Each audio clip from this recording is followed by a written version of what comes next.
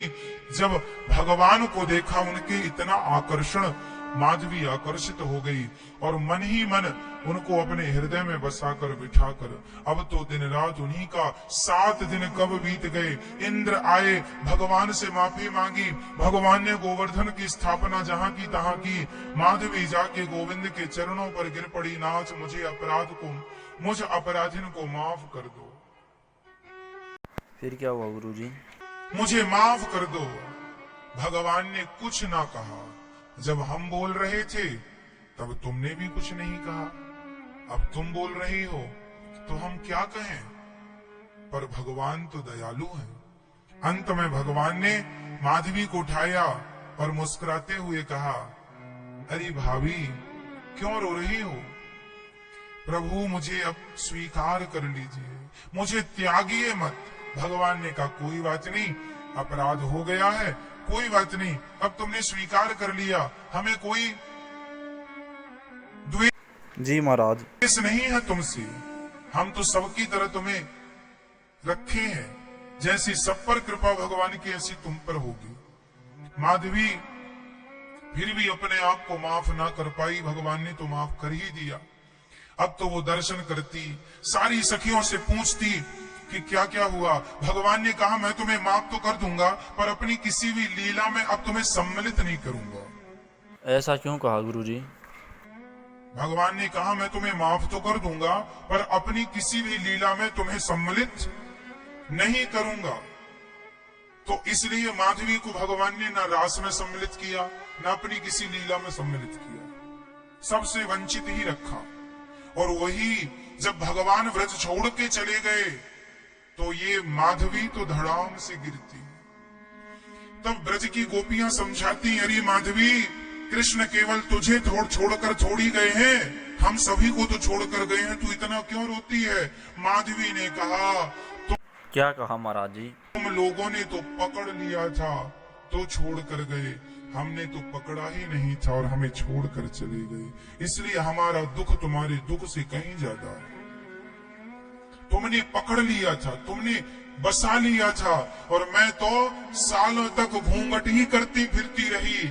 हे विधाता, आग लगे मेरे घूंघट को, आग लगे मेरे ऐसे घूंघट को जिस घूंघट ने मेरे कृष्ण से मुझे वंचित रखा। आग लगे ऐसे माँ के ज्ञान को जिस ज्ञान ने मुझे भगवान से वंचित रखा। हे विधाता, ऐसा ज्ञान किसी को ना देना जो ज्ञान भगवान से दूर कर दे, ऐसा पर्दा ना देना जो पर्दा भगवान से दूर कर दे।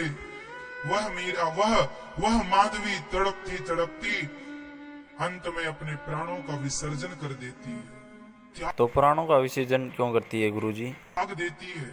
और वही माधवी इस कलयुग में मीराबाई बन के पैदा होती है। और वही मीरा अब लाज शर्म छोड़ कर, क्योंकि वो जानती थी कि पिछली जन्म में तो खूब मैंने लाज की, घूंघट ओढ़ी, इसलिए अब मीरा कोई घूंघट नहीं करती, क्योंकि घूंघट का परिणाम देख चुकी है वो। जब वृंदावन मीराबाई आई तो उन्हें यहाँ पर अपनी वो सारी बातें याद आ गई, पूरा का पूरा दृश्य आंखों के सामने आ गया और मीरा भगवान का चिंतन करती रहती है। कोई ख्याल नहीं है नाथ, मुझे स्वीकार कर लीजिए। सारी जिंदगी भगवान का नाम जपती रही, सारी जिंदगी गिरधर गोपाल जपती रही, सबको जपाती रही, कहती रही, अरे भैया तुम क्या संसार में उलझे पड़े हो, भगवान के चरणों में क्यों नहीं चलते, वही सत्य है, उस आनंद में क्यों नहीं खो जाते। चल पड़ी मीराबाई और द्वारिका पहुंच गई और अंत में भगवान का इतना स्मरण किया, इतना नाम जपा मीरा ने कि द्वारिकाधीश ने कहा, पिछले जन्म में तुम्हें हमने स्वीकार नहीं किया, इस जन्म में स्वीकार करते हैं, क्योंकि तुमने हमारी भक्ति करके अपने आप को पवित्र कर लिया है। और वही भगवान द्वारिकाधीश अपना मुंह खोलते हैं और पूरी की पूरी मीरा भगवान के मुखमंडल में समा जाती है, मुख में समा जाती है। फिर क्या होता महाराज जी?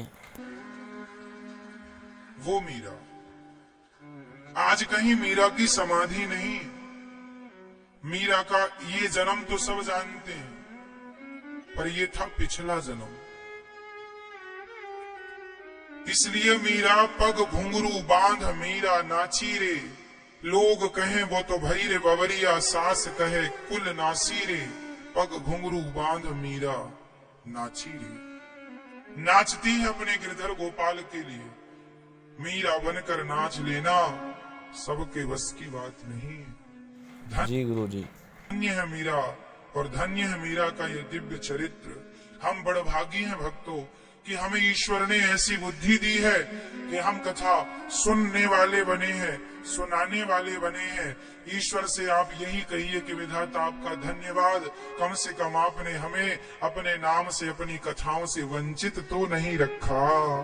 किसी भी प्रकार से हमारे कानों में भगवान का नाम पड़ रहा है, उनकी कथाएं कानों के द्वारा प्रवेश कर रही हैं। ये ईश्वर की बहुत अहेतुकी कृपा है, जी महाराज। विशेष कृपा है। इसलिए भगवान की कथाएं जरूर सुनना चाहिए।